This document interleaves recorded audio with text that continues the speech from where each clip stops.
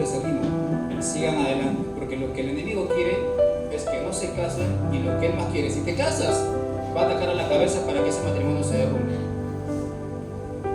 Tengan claro eso, los que son cabeza de hogar. Les digo por experiencia, el enemigo siempre va a querer tumbar a la cabeza. Va a usar cualquier cosa para que ese matrimonio se destruya. Así que ustedes tienen que estar como los atalayas, atentos en todo momento. Atentos, atentos, atentos. Es como que te vayas a caminar a una zona roja con tu enamorada, con tu esposa. Tienes que estar mirando a todos lados, si te van a atacar por adelante, por atrás, por los costados. Tienes que estar atento en todo momento. Amén. Bien, amados hermanos, nuevamente les doy la bienvenida. Para los que no me conocen, soy Boris, el hermano de David, que ha traído a sus amigos. Muy bien, hermano, te felicito. Y así poco a poco seguimos trabajando en la obra de Dios. Amén. El tema del día de hoy, el primer milagro. Les invito a ver sus Biblias en el libro de Salmos 139. Salmos 139. Salmos 139 del versículo 13 al 18. ¿Lo tenemos? ¿Sí? ¿Me siguen, por favor? Dice el versículo 13: porque tú formaste mis entrañas, tú me hiciste en el vientre de mi madre. Te alabaré porque formidables, maravillosas son tus obras. Estoy maravillado y mi alma lo sabe muy bien. No fue encubierto de ti mi cuerpo, bien que en oculto fui formado y entretejido en lo más profundo de la tierra. Mi embrión vieron tus ojos, y en tu libro estaban escritas todas aquellas cosas que fueron luego formadas, sin faltar una de ellas. Cuán preciosos me son, oh Dios, tus pensamientos, cuán grande es la suma de ellos. Si los enumero, se multiplican más que la arena. Despierto y aún estoy contigo.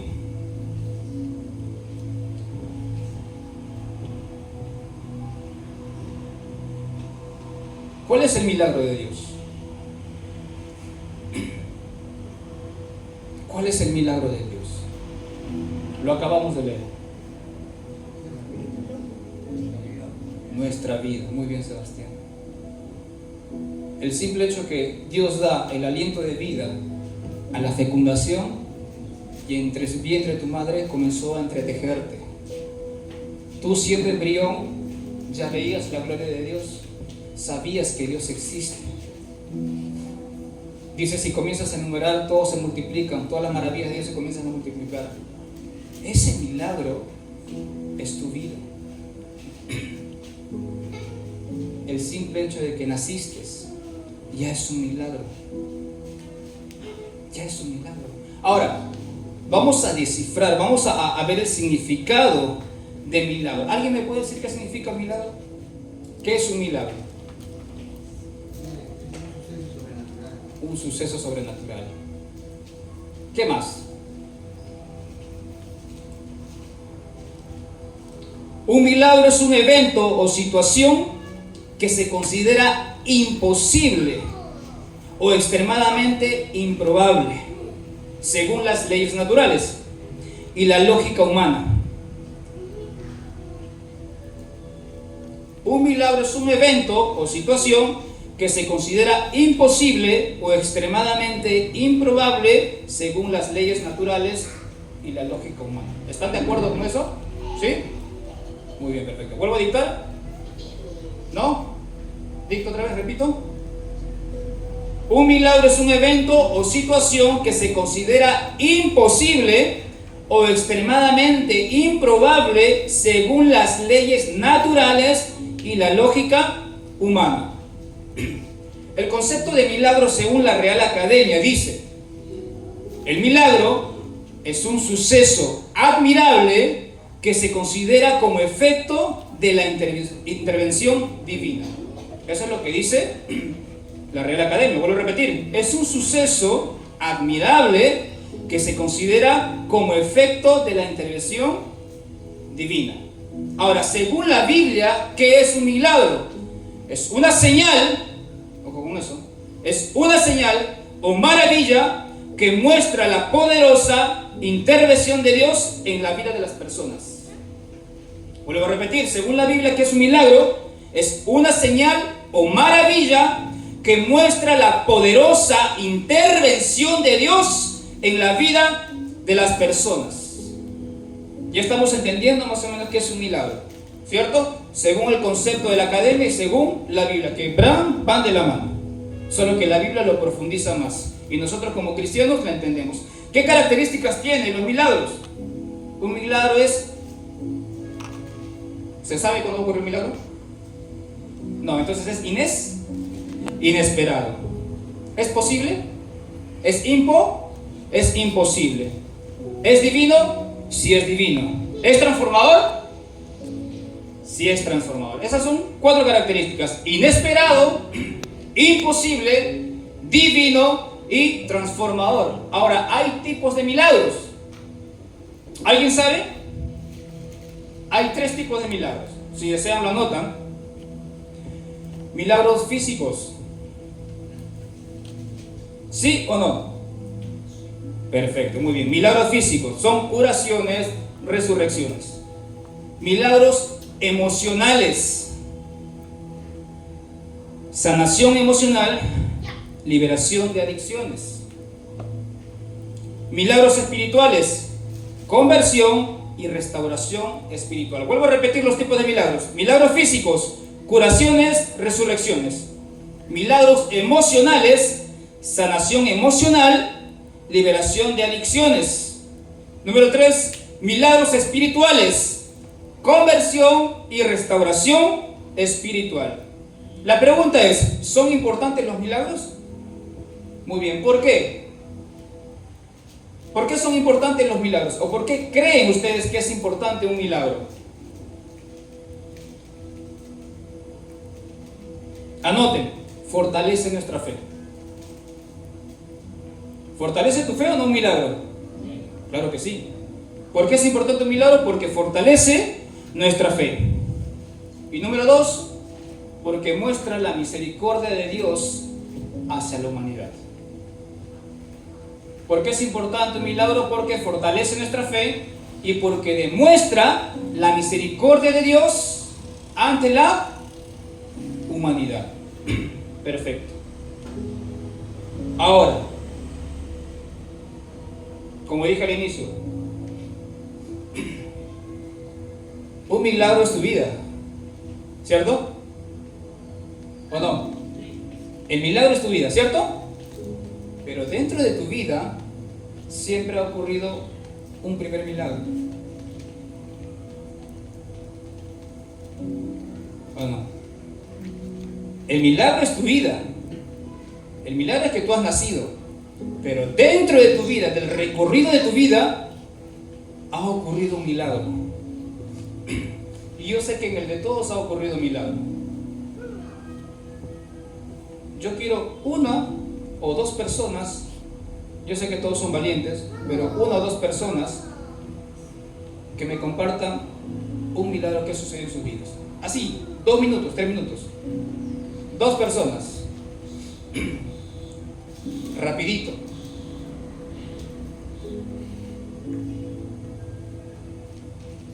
Ethel, pasa. Falta uno más. ¿Quién más? Ella es la más tímida, por si acaso. Y está saliendo. ¿Alguien más? Es un milagro que salga. Daniel. Ya, Daniel también. Ya, primero Ethel. Rapidito, nomás 2 minutos. Bueno, Es un milagro que salga, ¿eh? buenas noches. Sí, es un milagro, 2 milagros. Bueno, no sé si muchos sepan, pero yo a los 6 años sufrí derrame cerebral y estuve inconsciente durante 2 semanas y pues pude sobrevivir de eso. No me hicieron operación porque tenían que sacar los coágulos en mi cabeza. Iba a quedar paralítica o vegetal y en realidad fue un milagro muy importante para mí y para toda mi familia y sigo aquí. Acabo de cumplir 26 y eso pasó hace 20 años. ¡Bravo! Hermano Daniel.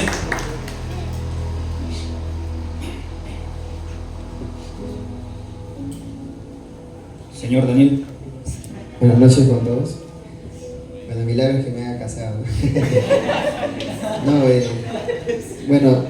yo nací en un hogar cristiano, ¿no? Nací en un hogar cristiano con mis padres ya convertidos, pero en el proceso tal vez de mi crecimiento, en mi adolescencia, pasé por muchas etapas como cada uno de nosotros. Me relajé, salí de la iglesia, entraba, pero conocí a muchas amistades, ¿no? Y el milagro creo que Dios ha hecho en mi vida es traerme a sus caminos, estar aquí parado y tal vez no haber terminado como muchos de mis compañeros de estudio o como muchos amigos del barrio, ¿no? Muchos de ellos acabaron asesinados, acabaron en malos pasos. Y yo soy un milagro viviente de ello porque los amigos que me conocen saben cómo era antes. Por algo me llamaron Daniel porque era bien tranquilo. Y el Señor ha hecho tantas cosas en mi vida y uno de los milagros que ha hecho hoy en día es poder casarme también, ¿no? Es un milagro estar con una persona que yo amo. Para mí es un milagro. Y nada más, gracias por todo. Bravo, muy bien, hermano Daniel. Ellos dos, yo sé que todos ustedes quieren salir, pero no, se va a hacer largo la hora, ¿no? Yo sé que están desesperados de compartir un testimonio. Ya de domingo en domingo vamos a ir sacando a cada uno, no se preocupe. ¿Alguien más?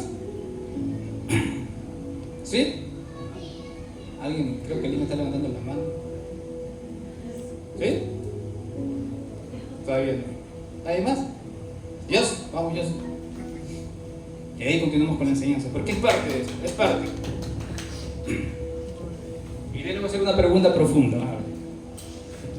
Hermanos, muy buenas noches. ¿Ella es la esposa de Daniel?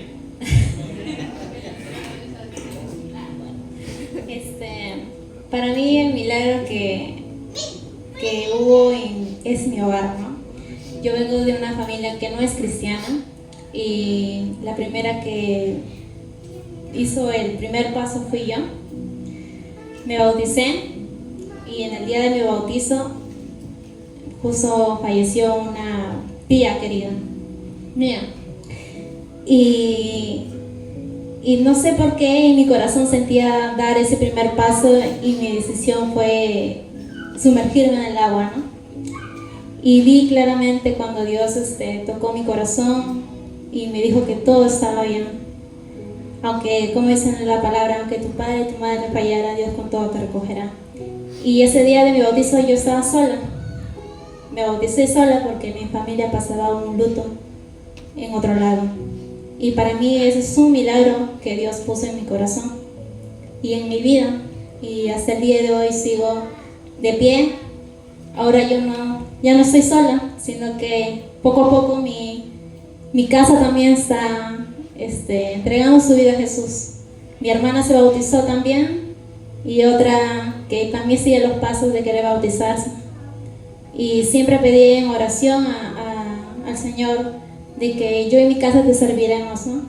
Y hasta el día de hoy, esa promesa Dios ha cumplido con mi vida y lo está haciendo, ¿no? Poco a poco voy a traer a mi mamá o a mi papá. Y ya nos queda 3 o 4 hermanos, 2 hermanas más y mi papá y mis padres que van a venir por fe a adorar a Dios conmigo. Muchas palmas, amados hermanos. Perfecto. Y la pregunta profunda es, Emilio Pierito, ¿cuál fue el primer milagro de tu vida?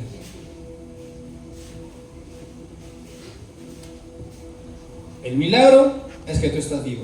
El milagro es que tú tienes vida. Luego hubo un milagro en tu vida, como acaban de contar los hermanos. Pero hay un primer milagro. Y no me refiero que el primer milagro digamos que te salvaste, por ejemplo lo que sucedió a Ethel, sino del primer milagro, ese milagro que empezó a transformar tu vida. Que desde ese milagro tu mentalidad comenzó a cambiar y decir, no, yo tengo que seguir los caminos de Dios. Eso te lo dejo para ti. Que recuerdes bien cuándo o cuál fue ese primer milagro, ese primer amor. que marcó tu vida, ya sea aquí o en la iglesia que tú hayas asistido. Siempre hay algo que te marcó y que te hizo cambiar tu metanoia, ¿cierto? Tu mentalidad. Pero lamentablemente sucedieron muchas cosas, como Daniel comentó, que comenzó a apartarse. ¿Me entienden? ¿Por qué les cito esto? Porque Jesús hizo un primer milagro y todos conocemos ese primer milagro que hizo. ¿Cuál es? Muy bien, vamos al libro de Juan, capítulo 2. Juan, capítulo 2, del versículo 1 al 11. Lo leemos, me siguen. Al tercer día se hicieron unas bodas en Caná de Galilea, y allí estaba la madre de Jesús. Y fueron también invitados a las bodas Jesús y sus discípulos. Y faltando el vino, dice, la madre de Jesús le dijo: no tienen vino. Jesús le dijo: ¿qué tienes conmigo, mujer? Aún no ha venido mi hora. Su madre dijo a los que servían: haced lo que os dijere. Y estaban allí 6 tinajas de piedra para agua, conforme al rito de la purificación de los judíos, en cada una de las cuales cabían 2 o 3 cántaros. Jesús les dijo: llenad estas tinajas de agua, y las llenaron hasta arriba. Entonces les dijo: sacad ahora y llevadlo al maestresala.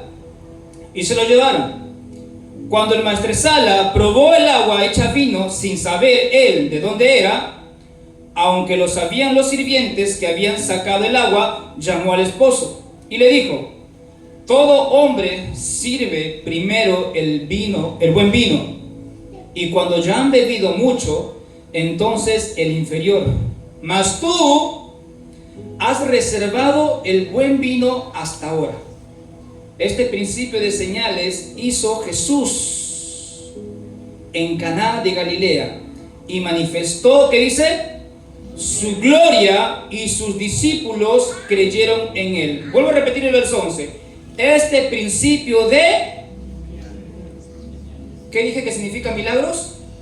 Señales o maravillas, ¿cierto? Según la Biblia. Este principio de señales hizo Jesús en Caná de Galilea y manifestó su gloria, y sus discípulos creyeron en él. ¿Por qué los discípulos creyeron en él recién cuando vieron el milagro? Porque él recién los había escogido, ¿o no? Recién los había escogido. Uno de ellos era Natanael, que cuando Jesús estaba yendo camino a esta boda, lo encontró debajo de un árbol. Y cuando Natanael recién creyó, le dijo: ¿creíste porque bebiste? Sí, porque, ¿cierto? Porque yo te dije que ibas a ver muchas maravillas. Dice que los discípulos recién le creyeron más ahí. O sea, sí tenían esa certeza, por así decirlo, de que él era el Mesías, pero aún no habían visto públicamente milagros y señales de Jesús. No habían visto. Y es aquí donde empieza la primera señal. Esa señal es el milagro donde marca la historia, donde marca el ministerio de Jesús públicamente. Muchos dicen en historia y en otros libros apócrifos que Jesús desde niño hacía también milagros, y mucha gente los vio, pero no es que Jesús hacía los milagros públicamente. ¿Y qué podemos aprender de esto? De esta historia, de esta enseñanza.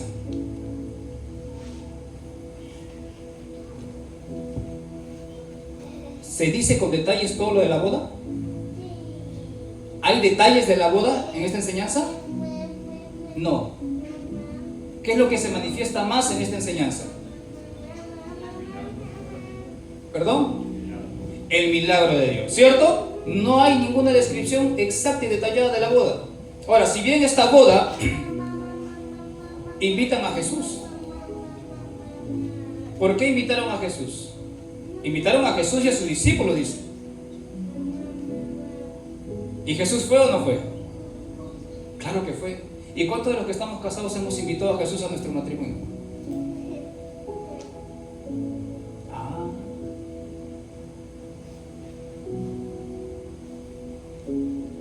ese matrimonio sabía que Jesús era el Mesías. Quizás no había visto sus milagros, pero ya sabía. Invitaron a Jesús y a sus discípulos. ¿Cuántos de nosotros hemos invitado a Jesús a nuestro matrimonio?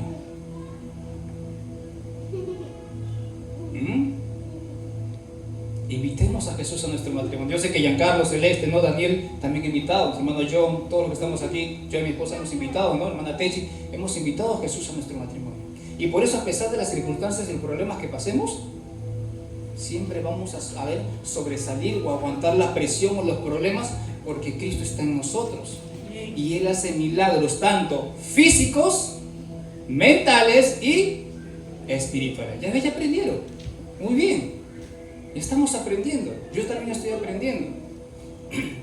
¿Qué más es lo que sucede aquí? Y es aquí donde los hermanos, amigos católicos se agarran que María, como dije hace un momento, intercede por nosotros en el reino de los cielos. ¿Están de acuerdo con eso? Esto dice la Biblia. Verso 3. Y faltando el vino, la madre de Jesús le dijo: ¿no tienen vino? ¿No tienen vino? ¿Jesús qué le dijo? Mamá, ¿qué tienes conmigo? Madre, ¿qué tienes conmigo? ¿Qué le dijo? ¿Qué tienes conmigo, mujer? Ojo, que Jesús no está faltando respeto a María, madre humana. No le está faltando respeto. Le está diciendo, o sea, hablando con autoridad, no tienes por qué adelantar o decirme a mí qué es lo que yo tengo que hacer, porque yo estoy esperando la voluntad de mi Padre, no tu voluntad, pero en buena manera. ¿Me dejo entender? O sea, es como decir, no te interpongas en lo que yo tengo que hacer. Así cuando Pedro le dijo a Jesús: yo no voy a permitir que tú vayas porque te van a matar. ¿Qué le dijo Jesús? Apártate de mí, Satanás. Así le dijo Jesús a Pedro. Pero no era porque se le estaba diciendo a Pedro, sino que Pedro estaba siendo influenciado por Satanás. ¿Me dejo entender? Entonces tú no puedes decirle al Señor, y es donde acá también saco un hilito a esa doctrina del yo decreto y yo te declaro. ¿Quién eres tú para quitarle la autoridad a Dios o a Jesús? Tú me tienes que bendecir hoy día. Hoy día me sanas porque me sanas. Una cosa es tener fe y una cosa es quitarle la autoridad a Dios. Yo te declaro sano. Cuando tú vas a un hospital a orar por una persona que no es cristiana, ¿qué haces? Te dice: quiero que ores por mí, por favor, para ser sano. ¿Qué le dices? ¿Cómo le respondes? Vas a visitar al hospital a un familiar tuyo y atrás hay una persona que está mal, enferma, y te dice: por favor, quiero que ores por mí. Yo sé que Dios me puede sanar. ¿Qué le dices? ¿Eres cristiana? ¿Has aceptado a Cristo en tu corazón? Y si te dice no, bueno, yo voy a orar por ti, pero no para tu sanidad. Como no entiendo, te van a decir: yo voy a orar para que tú seas salva, para que en algún momento abras tu corazón a Cristo y aceptes a Cristo en tu corazón, porque es más importante que tu alma se salve y quizás fallezcas, pero vas a la presencia de Dios, a que tú estés sano y cuando salgas del hospital vuelvas a lo mismo, vuelvas a pecar. ¿Me dejó entender? ¿En qué estaba? Ya me salió el tema.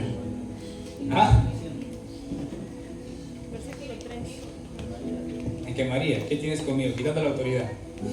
No podemos quitarle la autoridad a Dios. Por eso dije al inicio, cuando tú oras a Dios y pides algo, si no llega o de repente no es para ti, Dios ya te respondió. Te dijo: no, ya te respondí.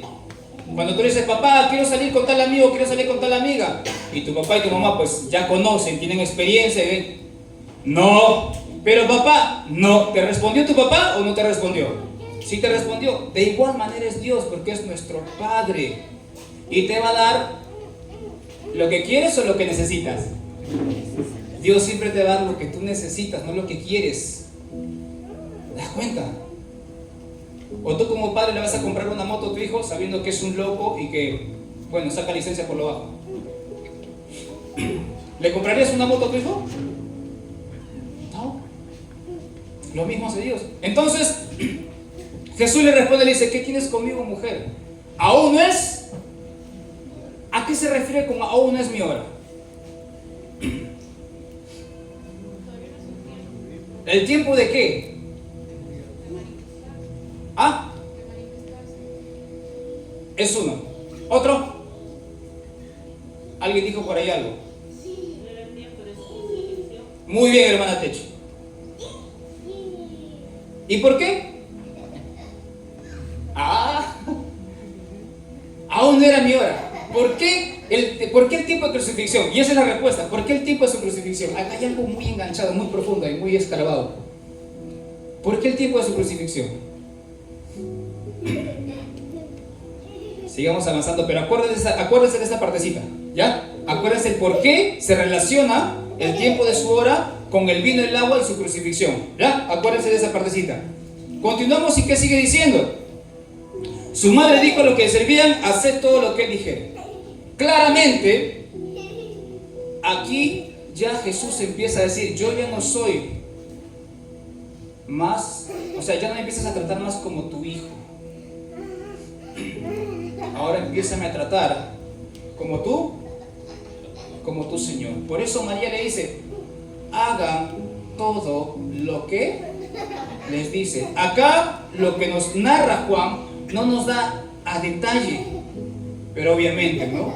¿Qué tienes conmigo, mujer? Y hubo otro intercambio de palabras, conversaciones, no, pero hijo. Y él explicó, mira, yo sé que tú eres mi madre física, mi padre te está usando, no estoy hablando literalmente, pero ya no es hora de que me trates así. Ya empieza mi ministerio, ya es hora de lo que yo voy a hacer, así que yo soy tu Señor. ¿Me dejo entender? ¿Cierto? Entonces, por eso María va y le dice a los sirvientes, hagan todo lo que... Pero ¿por qué María se toma el atributo de dar órdenes? Y es donde ahí también nuestros amigos católicos se agarran de esto y dicen, ¿ves? María tiene autoridad. Mandaba a los sirvientes. ¿Se podría tomar así, sí o no? Pero no es así. Era un matrimonio familiar. Era de un primo. Porque ahí va Jesús, su madre y sus hermanos. Están en el matrimonio, están en la boda. Jesús, sus hermanos y su madre. Pero también invitaron a sus discípulos. Y para que María tome el atributo de dar órdenes o ser como que apoyo, era porque era algo familiar. Y obviamente acá no está, pero como les digo, en literaturas extrabíblicas está todo eso con más detalles. La Biblia es un resumen que nosotros los cristianos es suficiente. Hay muchas otras cosas, claro que sí, hay muchas historias para investigar, claro que sí. Pero la Biblia, lo que está para nosotros es suficiente, porque nosotros necesitamos de pruebas. No, ¿es necesario saber de pruebas? Sí, pero no las necesitamos, porque tenemos fe, ¿cierto? Perfecto. Entonces, este matrimonio era familiar, así de simple. Jesús le dice, ponga agua en las vasijas. ¿A qué se asemeja con vasijas?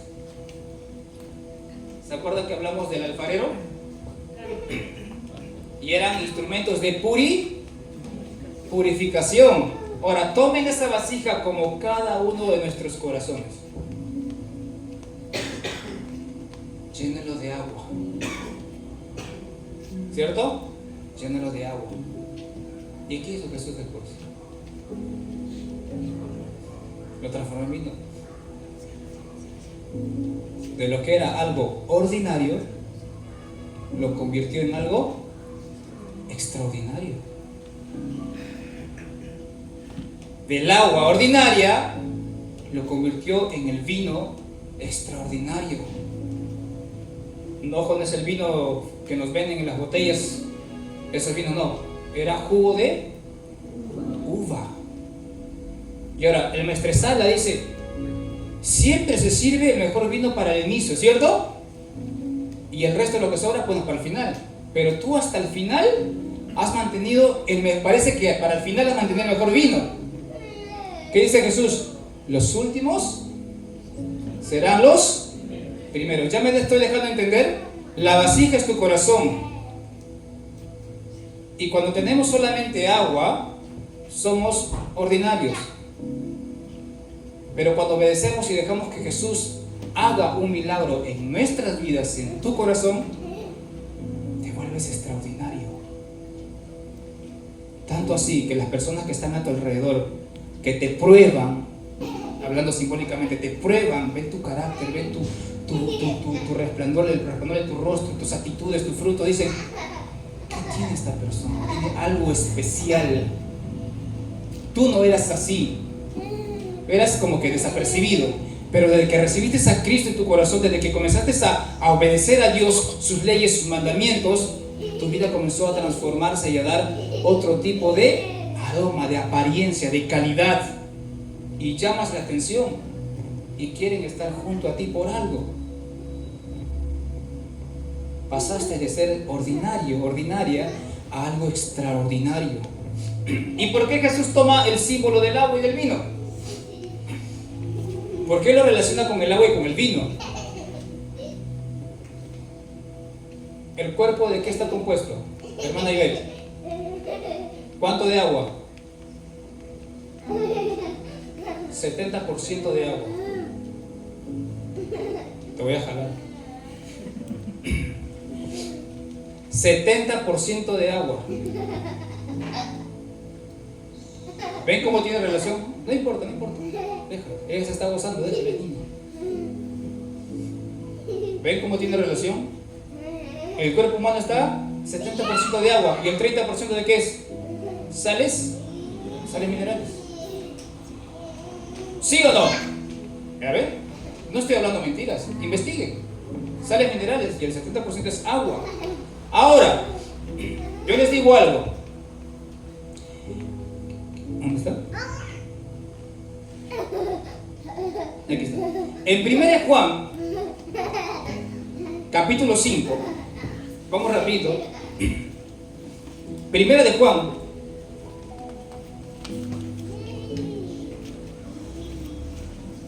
Primera de Juan, está antes de Judas, penúltimo libro, capítulo 5, versículos 7 y 8. ¿Lo tenemos? Una vez lo que el hermano Carlos nos hizo esa pregunta, ¿te acuerdas? Dice así: porque tres son los que dan testimonio en el cielo. ¿Quiénes son? El Padre, el Verbo y el Espíritu Santo. Y estos tres son uno. ¿Quién es el Verbo? Jesucristo. Verso 8. Y tres son los que dan testimonio en la tierra: el Espíritu, el agua y la... El Espíritu, el agua y la... Cuando Jesucristo murió desangrando, ¿es cierto? Ojo, sangre. Y cuando le atravesaron la lanza, ¿qué salió? Ahí está lo que la hermana Tichi dijo: aún no es mi hora. Agua, vino. Agua, sangre. ¿Qué tiene que ver el agua con la sangre? ¿Qué mandó el Señor en su santa cena?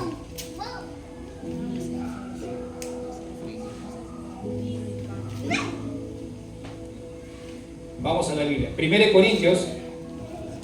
Corintios capítulo 11, verso 25. 1 de Corintios 11, verso 25. Dice: asimismo también tomó la copa después de haber cenado, diciendo: esta copa es el nuevo pacto en... Haced esto todas las veces que la bebiereis en memoria de mí. ¿Los apóstoles bebieron sangre? ¿Qué bebieron?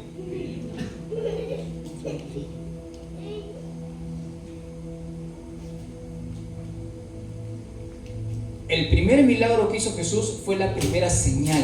Por eso dijo: aún no es mi tiempo. Esa transformación que Él hace es simbólica en la vida de cada uno de nosotros, porque Jesús, al momento de morir en aquella cruz, se vació toda su sangre y al último cayó agua. Significa que ya murió. Y todos los que aceptan a Cristo somos transformados y somos salvos por su sangre. Por su sangre. Y para que tú seas restaurado, ¿cuál es el segundo mandamiento que tienes que hacer? El segundo mandato, bauti. ¿Y en qué te bautizas? ¿En arena? En agua. Tres son los que dan testimonio: el Padre, Cristo y el Espíritu Santo. Y en la tierra, el agua, la sangre y el Espíritu. Ese primer milagro de Jesús no fue un milagro cualquiera. Fue el milagro que dio el inicio al ministerio que le tocaba. Y al final, que le esperaba. Supuestamente final, porque Cristo resucitó. Y por eso nosotros estamos aquí, siguiéndolo. Y eso nos hace ser cristianos. Ahora, ¿cuál fue el primer milagro que en tu vida te marcó y te transformó? Porque pasaste. Ese primer milagro que tú, siendo agua, siendo ordinaria, pasaste a ser extraordinario. Acuérdate de ese momento, de esa transformación que tuviste, de ese quebrantamiento que tuviste. Que luego quizás pasaron muchas cosas, pero acuérdate de ese momento. No lo tomes la boda de Caná, la transformación de un vino, como que es un milagro y punto. No, es una señal en tu vida, es una señal en tu transformación, en tu carácter, porque agua y vino son esencias. Es líquido, esencia. Y nosotros con Cristo tenemos una sola esencia. Cristo y el Espíritu Santo con Dios son una misma esencia.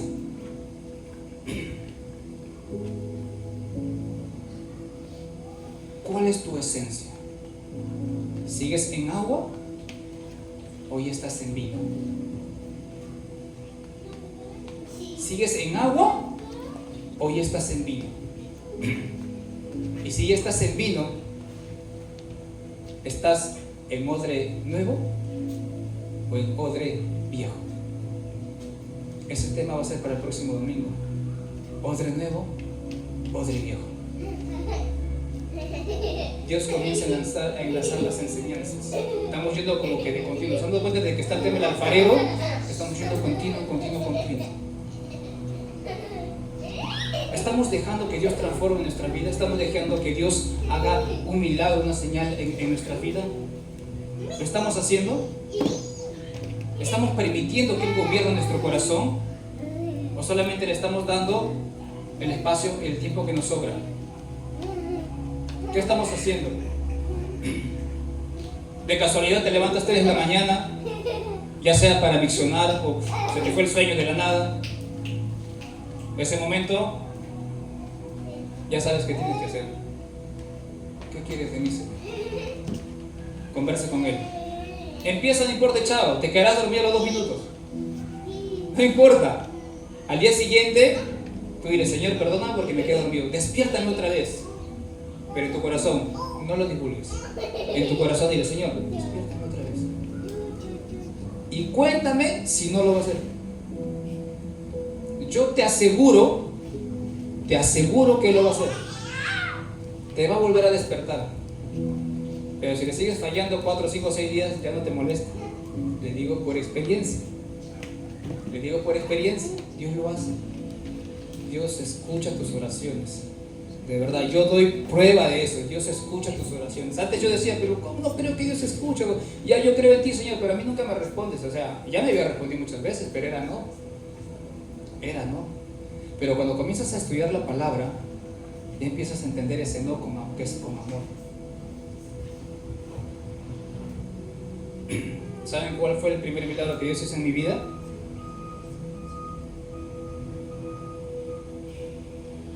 Cuando yo tenía 14 años, que fue la primera vez que una tía me llevó a una vigilia. Me decía: ¿no quieres ir? Yo no sabía qué era, o sea, sabía que Dios, ¿no? Que sí. Sí, quiero conocer a Dios, decía, quiero saber de Dios.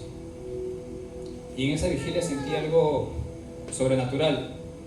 Nos reunimos en un cuarto con esos pomos de alpaquita y con bandereta y arrodillados. ¿Tengo que arrodillarme? Sí, arrodillate si quieren. Éramos solamente 6 personas, una vigilia de 6 personas. Y ese día marcó mi vida. Desde ahí empezó todo. Fue cuando después de un tiempo mi mamá comenzó: ¿qué te pasa? ¿Por qué estás así? Chibolo. Ya luego fuimos a Iquitos, me alejé de Dios, quedé inválido a los 18 años. Yo sé que la mayoría no sabe, yo estuve inválido a los 18 años. David estaba pues chiquitito, era así. Y el mío también estaba más hermano grandecita. Yo estuve inválido a los 18 años. Estuve en cama, vendado, me ponían metal a los costados. Por eso a Marcos lo animo, no te desanimes por tu muñeca. Yo estuve inválido, sí, literalmente inválido. Trajeron hasta mi casa sin saber a un brujo. No sabían que era brujo. Yo vivía vendado esto de acá y orinaba pues de costado. Lo digo con todo respeto, hacía mis necesidades de costado. Ya totalmente, imagínate a los 18 de estar así, ya no quieres vivir. En ese tiempo estábamos viviendo en Iquitos y me dijeron el médico, me dijo, tienes que irte a Lima a hacer resonancia magnética, que tienen que meterte inyección por la columna, sacarte esas cosas. Le dije, mamá, yo no quiero. Si el Señor me tiene que llevar, que me lleve. Y ahí es donde yo decía a Dios, ¿dónde estás? Yo le reclamaba, ¿dónde estás? Gritaba, ¿dónde estás? Me quiero morir, mejor llévame, yo no quiero vivir así. Yo gritaba. Mi mamá escuchaba y mi mamá se ponía a llorar conmigo. No hables así, ella se ponía a llorar conmigo. Llévame, yo no quiero vivir así. ¿Por qué? Porque yo era extremadamente deportista. Jugaba fútbol, jugaba básquetbol y estaba empezando a ir al gimnasio. Entonces siempre me encantó el deporte por el ánimo que mi papá me animaba siempre a hacer ejercicios. Siempre me encantó el ejercicio. Pues creo que la mayoría de aquí que han venido me conocen por el tema del ejercicio del gimnasio. Trabajé en el gimnasio de Ivette. Conocí a Ivette en el gimnasio, acá en Impacto. Ella comenzó a trabajar ahí. Yo le invité a que venga y su familia está acá. No por mí, por ella. Ella misma puso obra. A Eloy también lo conoció acá. Eloy lo conocía de tiempo que tocaba la guitarra, así cosita, chiquitito. No, pero de ahí, ¿dónde fue que lo conozco más? Cuando él viene al gimnasio. Todo esto era un gimnasio antes. Y con Eloy a veces yo había puesto mi canal personalizado. Atrás puse mi saco, hacíamos sparring con Eloy y todos parábamos peleando. De verdad. Ahí fue cuando lo conocí más. Entonces, la mayoría que viene, Liz también, ¿cierto Liz? Liz vino aquí al gimnasio. Vino al gimnasio, vino en la mañana, vino a entrenar. Y ahí empezó todo. Con el tema del deporte. ¿Y saben cómo yo me recupero? Cuando le dije, bueno, si tienes que llevarme, llévame. Si no, haz tu obra. Y si te he ofendido, perdóname. ¿Y saben lo que viene a mi mente en ese momento? Por cosas que yo había hecho, porque yo ya tocaba batería desde los 15 años, que yo me iba a la iglesia y me iba con mis amigos a la universidad y me pasaba de costado. Y la iglesia ya no estaba el baterista. ¿Dónde estaba? Paseando con sus amigos, comiendo hamburguesa con sus amigos. Llegaba tarde, iba, tocaba, llegaba a la prédica con los otros chicos de la alabanza. Vamos, ya sabíamos ya, salíamos todos, nos cambiamos de camisa, lo que sudamos porque aquí hace calor, y nos íbamos en la prédica, nos íbamos a comer hamburguesas. Y así decían, ya habrá terminado la prédica, ya, vamos ya. Y a mí se me había pegado el dedo, ya, vamos. Llegábamos así y estábamos orando. Despacito subimos a tocar otra vez. Y de un momento a otro, me sucedió lo que me sucedió. No es que Dios te castigue, es que tú quitas a Dios de en medio de ti, que siempre te protege, y viene el león rugiente buscando a quien devorar, y pues me agarró de la columna, pues no me agarró de la pierna, me agarró de acá, me chapó bien ese león. Todo ese momento que estaba orando le decía, perdóname, ¿no? Si te he ofendido, perdóname. Se me vino todo ese remember ahí. Ya, no es Dios, soy yo. Soy yo el que estaba fallando, no Dios, porque pudiendo estar tocando el ministerio con el talento que me ha dado, no lo hacía y me iba para otras cosas.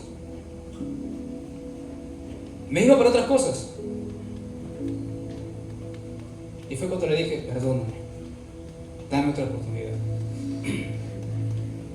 Voy a hacer caso del talento que me has dado. Al día siguiente, mi mamá siempre me llevaba el desayuno a la cama. ¿Sí o no, madre? Siempre me llevaba el desayuno a la cama. Y David estaba chiquitito. Brian y Kelly tenían que ir al colegio, porque yo estaba en la universidad. Estaba en el colegio. Boris, ya siéntate a desayunar. Así me dijo. Y mis vendas no estaban. Si siempre dormía vendado. Ni me había percatado, yo me levanto, voy a desayunar, comienzo a desayunar tranquilo. Y de ahí estamos, es como que Alguien, ¿no? Oye, despierta, he hecho milagro en tu vida. Despierta. Estoy así y veo, mi mamá me mira. ¿Qué pasó? Mis piernas así, flaquitas mis piernas. No tenían nada. Me puse a llorar. ¿Qué más queda? Me pusimos a llorar. Veo, mis venas estaban abajo de la cama, bien envueltas así. Y estaba bien.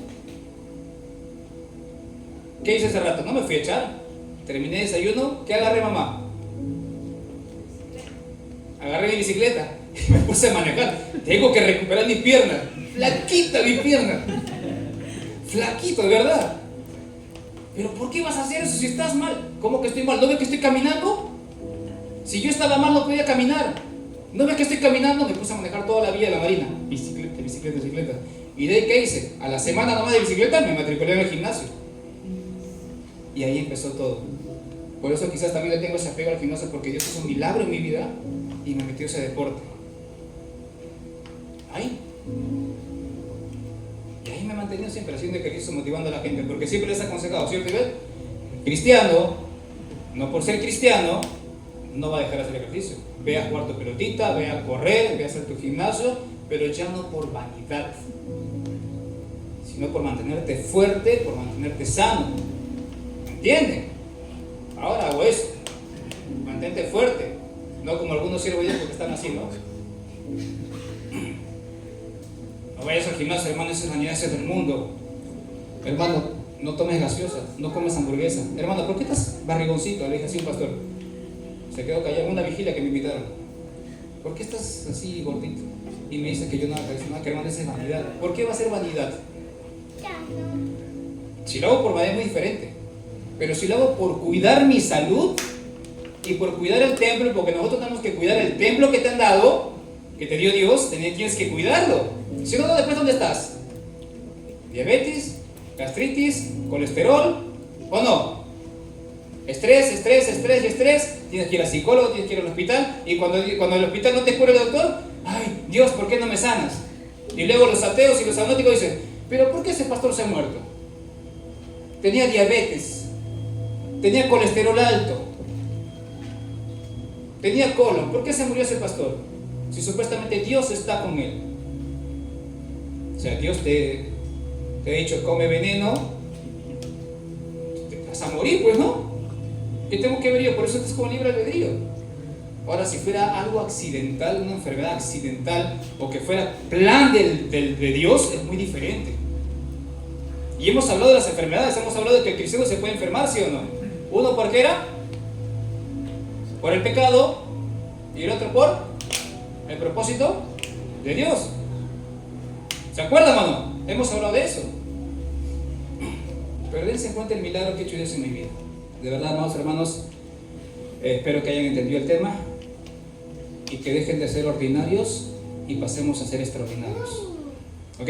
Y si somos extraordinarios y ya somos vino, ¿en qué nos mantenemos? ¿En odre nuevo o en odre viejo? Pongámonos de pie, por favor.